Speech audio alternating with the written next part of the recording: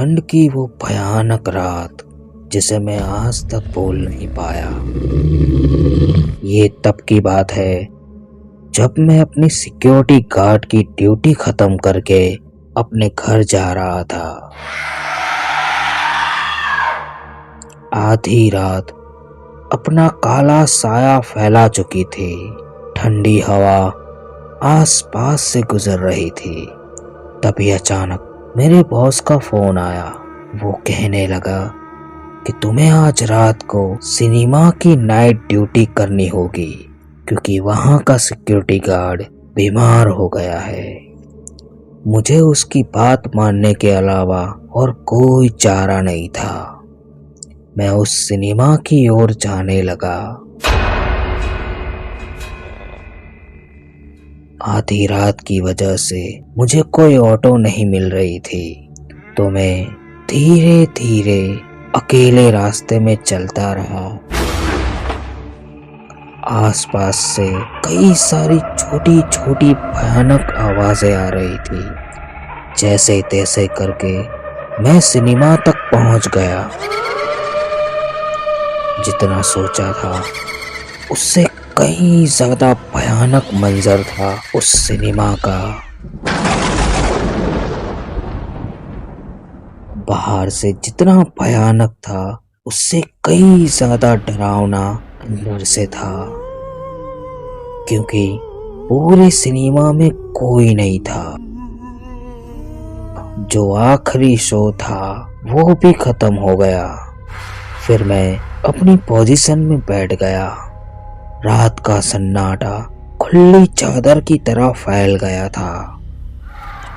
तभी अचानक एक अजीब सी आवाज आई।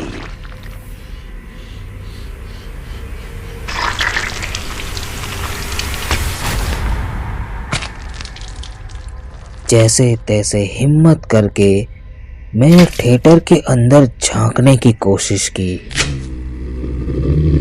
मुझे एक परछाई दिखी।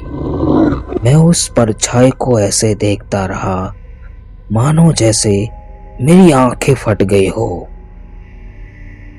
फिर मुझे ख्याल आया कि अगर कोई चोर होगा तो मेरी नौकरी चली जाएगी। तो मैं हिम्मत करके सिनेमा के अंदर गया, लेकिन दूर दूर तक खामोशी के अलावा कोई नहीं दिखा। सिनेमा पुरानी होने की वजह से काफी डरावनी लग रही थी। उसकी लाइट भी बार बार बंद हो रही थी। काफी देर तक खामोशी शांत बनकर रुकी रही। तभी अचानक मुझे वो दिखा जो हर किसी का डर होता है, एक परछाई। तभी अचानक वो परछाई जोरों से चिल्लाने लगी और मेरी ओर आने लगी, और मैं डर के मारे वहां से भागता रहा।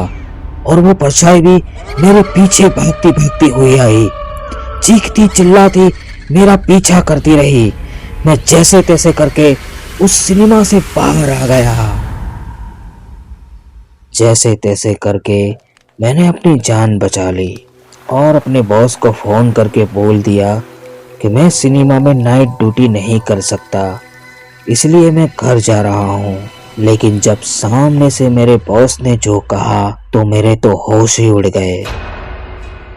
उसने मुझे कहा कि मैंने तुझे कोई कॉल नहीं किया और मैंने तुझे कोई सिनेमा की नाइट ड्यूटी करने को नहीं कहा। ये सुनकर मेरे पैरों तले जमीन खिसक गई। तो फिर वो फोन किसका आया था?